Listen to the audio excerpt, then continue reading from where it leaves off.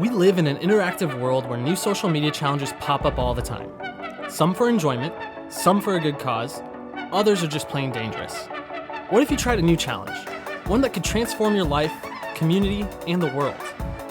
What if you spent 40 days studying Jesus' words and applying his teachings to everyday life, all focused on 5 principles: being, forgiving, serving, giving, and going like Christ? So what are you waiting for?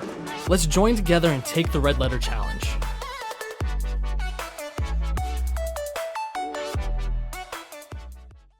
Welcome to week 1 of the Red Letter Challenge. We are so excited. Are you guys excited? All right, awesome. Well, I was happy to see all the hands that went up in the air that said that they were, doing a small group or participating in some way.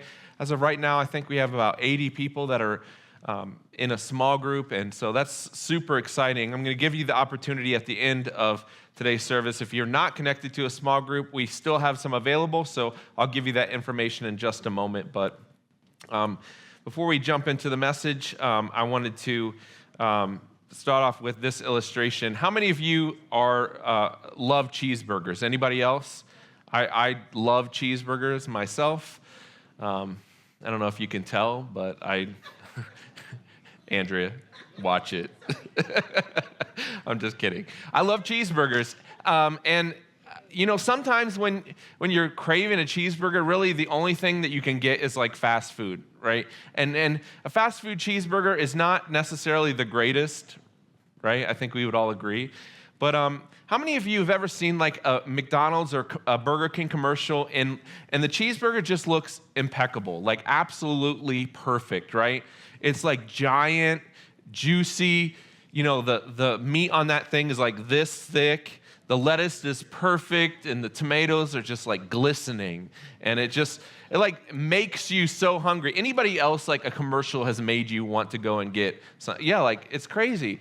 And then you get to McDonald's or Burger King, and on the menus they have now, they have pictures or videos or whatever, and so you get up to the counter and you order, and on the screen it's like that same beautiful burger, beautifully presented, like in perfection. And then you pay now like $12 for a burger or whatever it is at McDonald's, and you get it, and it's like such a disappointment. It's such a letdown. Like you get it and you open it up and it's like this mess, right? Like of soggy buns and giant, somebody just splattered like ketchup and mustard on there, and the lettuce is like really wilty and like almost take that off immediately, and the cheese is it's like not even melted, right? Anybody had this experience before? And so like it's like this McDonald's, what are you doing? Like this cheeseburger is not, like this is what you want to represent your company, this nasty, disgusting pile of whatever it is, right? Like this is representative of your company. You can't be like proud of this, right? And in the same way, I think sometimes, using this analogy, sometimes as Christians, our representation of Jesus is not really the greatest representation. Would you guys agree with that? Sometimes, as Christians, we're all human, and we all fall short, we all mess up, we all make mistakes. Sometimes we do not represent Jesus very well. And so there's some would even say in our culture, and we're going to talk about this, there's some studies that I want you to see, but some would say that the church is actually miserably failing. And that might seem really harsh to you, and it sounds a little harsh to me, but I want us to take a look at this. When I think about Jesus, and I know when you think about Jesus, some of the first words that come to your mind are like grace and joy and love and kindness and mercy, right? Those are all things that are characteristics of Christ. But if you ask Jesus followers what they think of other Jesus followers, so like us in this room, right? You kind of get a mixed bag. Some would have positive things to say, whereas some would have some negative things to say. But the real test is, what do the people outside of the church think about the people inside of the church? That's the real test. What do they have to say? Well, about 5 years ago, authors David Kinnaman and Gabe Lyons spent 3 years polling young, unchurched Americans to find out what they thought about Christians. And millions of people, they discovered, see Jesus followers as this: judgmental, hypocritical, too political, old-fashioned, out of touch, insensitive, and boring. This is what culture says as they relate it to Christianity. And again, if your immediate reaction, like mine, is that seems pretty harsh or unfair, let's look at this a little deeper. Because I think, like, okay, that's fine. You might find someone who's hypocritical or judgmental, but what about the good things that we're doing? What about the food pantries and when there's hurricanes and things like that, when church people rush down to help, and like why don't they see the good things that we do? And the answer is that, fair or not, this is how Christians are often characterized.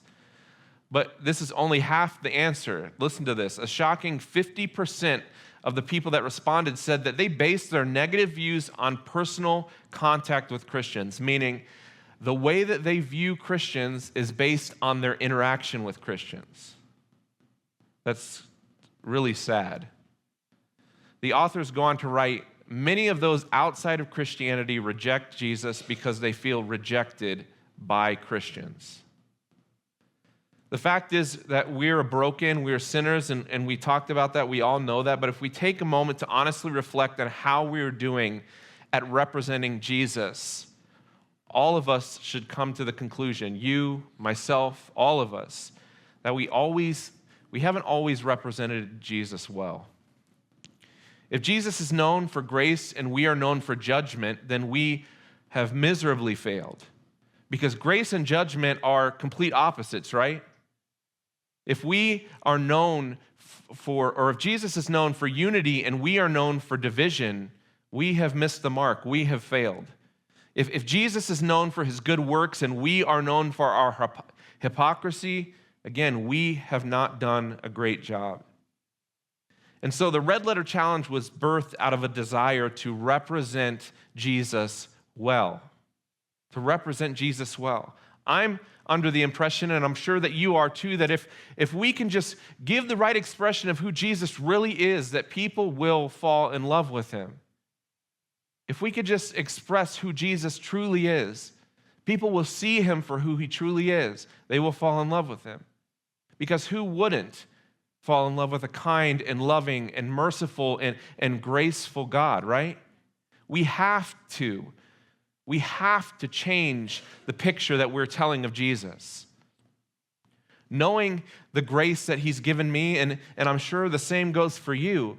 Like I cannot, I don't know about you, but we should not just sit back and let this be the picture of who Jesus is. This judgmental, hypocritical, right? Like this should not be the message. As I said, we can't just want to change the story we tell of Jesus. We have to. We have to. Bill Hybels, he's a pastor of one of the largest churches in the country, and he has been a pastor for much of his life. He did this massive survey and study, and what he found is that churches, including his own, had gotten pretty good at drawing people in. They would call the people seekers, but they weren't very effective in growing and maturing them spiritually. This is what he said, that churches are good at drawing people in by offering services that make them feel better, but they're not good at helping them be better.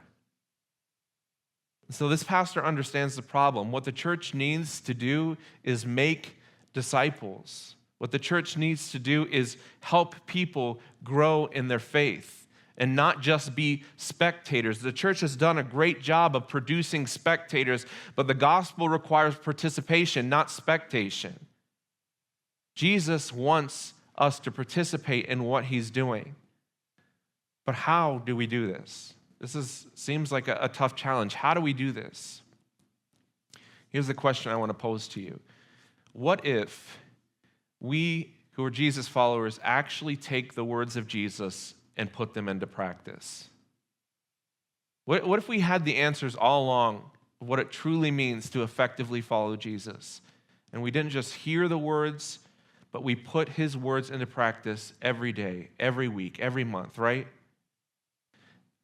It turns out the greatest sermon, as you know, that Jesus ever preached was the Sermon on the Mount. And Jesus gave us the key to following him. And it's twofold. It is hear his words and put them into practice. I want us to read from Matthew chapter 7. It's verses 24 through 27. And it says this, "Therefore, everyone who hears these words of mine and puts them into practice is like a wise man who built his house on the rock.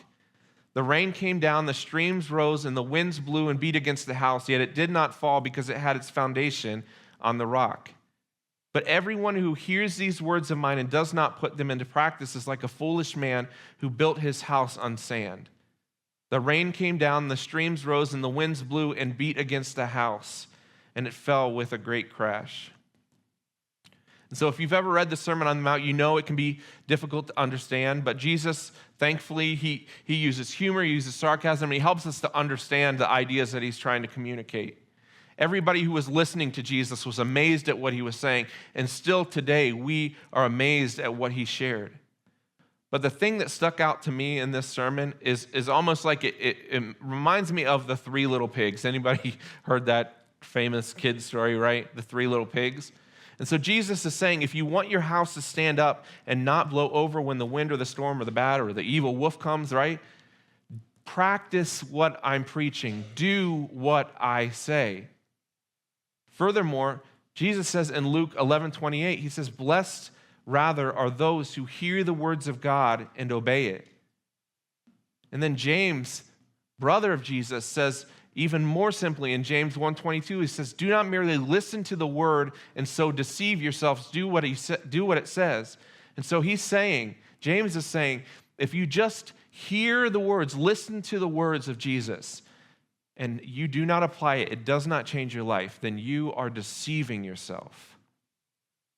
And so the big idea is this: to change the picture, this hypocritical, judgmental, bigoted view that people have of us. To change this picture, it's going to take us hearing Jesus' words and putting them into practice. Literally, putting his words into practice. You see, Jesus has called you and me to be his disciples.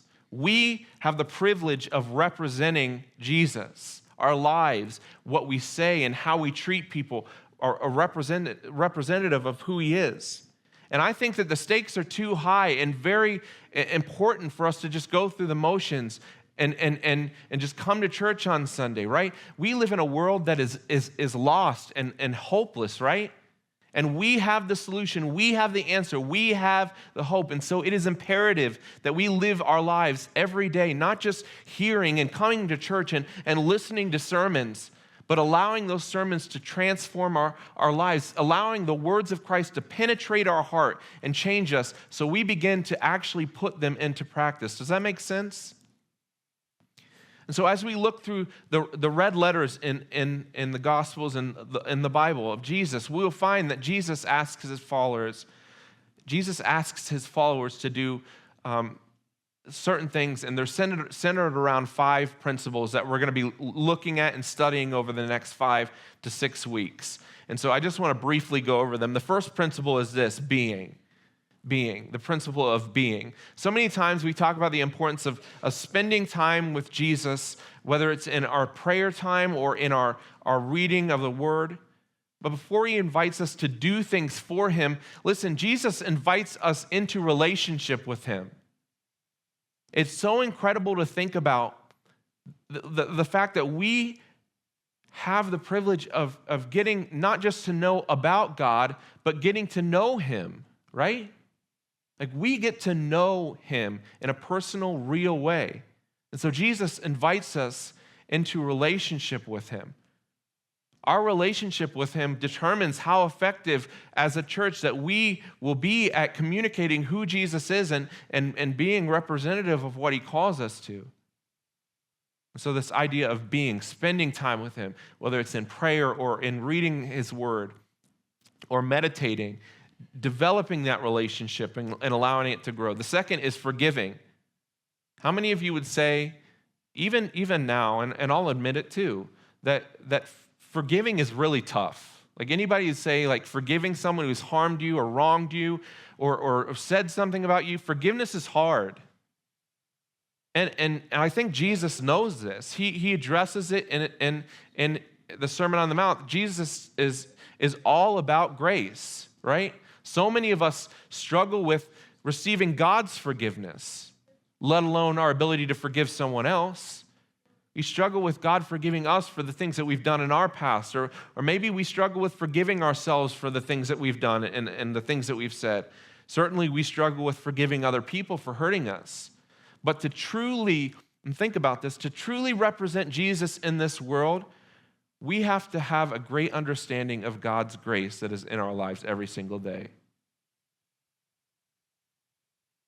Because we've received grace, we get the privilege. I know it's harder to look at it like that, but we get the privilege of extending grace to others when they've wronged us or hurt us.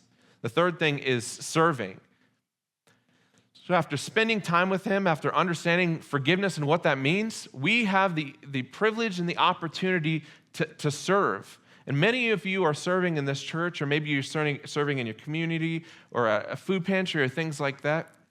But we have the opportunity to serve God. Everything that we do, whether it's serving coffee or ushering or food pantry, whatever you're doing, you have the opportunity to do it unto the Lord. You're not just serving the church, you're serving the Lord when you do that. I want to get out into the community. I want to meet different people that desperately know him, and I want to share with them my relationship with Christ and how he's impacted my life. The fourth principle is giving. Jesus talked about the kingdom of heaven more than anything, and the second most talked about thing is money. We don't like to talk about that, but it's just true. You know that Jesus, the gospel, requires out of his followers, he requires generosity. He just does. Jesus requires out of his followers generosity. We are a people that should be generously giving to those in need. The final one is going. I think it's no coincidence that Jesus, especially in the book of Acts, is like he's leaving, he's ascending to heaven after his crucifixion. He says it's centered around the fact that his followers need to be the hands and feet of Jesus, but also the mouthpiece. That Jesus equips his disciples and then sends them out to do the work that he's called them to do, right? And so a part of this issue as we are reading through the different studies is oftentimes we feel comfortable here. This is our church. This is our family. We feel comfortable. And going outside to a world that is not as comfortable to us. It can be challenging sometimes. But as followers of Jesus, we need to go and we need to share the gospel, the good news of Jesus and how he's transformed our lives, that their lives might too be changed. So being, forgiving, serving, giving, going, these are the 5 principles that we're going to spend the next 5 to 6 weeks studying and then applying it to our life. So the next 40 days, that's what the Red Letter Challenge is. 40 days, we're going to put Jesus' words into practice. And this will be the result. By putting God's word into practice, you will find the life God has made for you. It's amazing that when you read God's word, you listen to what he's saying, and you put it into practice, how it changes you. As we get things started, I just want to remind you of 2 things as I close. The first is this. Invite Jesus into your Red Letter Challenge experience. How silly, how foolish of us would it be if at the end of the challenge we did really well, but we didn't actually invite Jesus to be a part of our life and to be a part of this study and this challenge. Don't make the vital mistake, and I'm speaking to myself too, of being like Jesus without Jesus, right? Without trusting him, without inviting him to come along on the journey, because I think if anyone knows, Jesus does, right? He knows. The second reminder is this. Invite others into your Red Letter Challenge experience. Some of the things that he calls us to do are scary, right? They're difficult, they're challenging. And here's the point. We need not only the support of Jesus, but we need the support of each other. We've said this many times. We need each other. We need each other to support one another, to lift each other up, to hold each other accountable. We need each other. And some of the things, as I said, that Jesus calls us to do requires the help of other people. Here's the thing I want to say before we just close. You can go ahead and put up the next thing on the screen. As I said earlier, we still have small groups available. If you are not in a small group right now, I want to encourage you. You can just take your phone out, take a picture of the little QR code, and it'll lead you right to our sign-ups. If you're not like techie like maybe some of us, you can go to the Welcome Center, and Evelyn will help you. You can come see me or Pastor Jim. We'll get you connected to one of the small groups. But I want to say this. You need this. You may not think that you need this. You may not honestly even know right now that you need this, but you need this. I was sitting with a group of people in my home last Tuesday, and we were just sitting there discussing and reading, and the thought came to my mind like, man, I really have needed this. I don't know about you guys, but I grow most when I'm with other people, right? I'm not the type that's going to like go sit in my room and read and study and like just grow on my own, right? I personally need other people. And so I just want to just share my experience. It just reminded me, man, even as a pastor sometimes like I can kind of pull away a little bit and like do things myself, but like I really need to be around other people. And so I want to say to you, you do too. You need this. Even if you're not as social as me and you're like, I don't really like people. Or, I don't like going over other people's houses or things like that, right? I'm telling you, you need it. You may not even know how much you need it. And so, here's the thing. As we look at this Red Letter Challenge, what we're going to be studying and working together on the next 5 to 6 weeks, if you do this, if you really try, you will be led to spend more time with God who loves you. You'll forgive people you never thought you would be able to forgive. You will serve and you will sacrifice more than you have before. You will become a more generous person. You'll become bolder and courageous in what you say and how you live. And as you work on these 5 principles that we're going to be talking about, I guarantee you that your life will be more rewarding. As we listen to the words of Jesus, as we read his words and apply it to our lives, may we represent Jesus well. May people in our families, in our schools, in our workplaces see Jesus for who he truly is.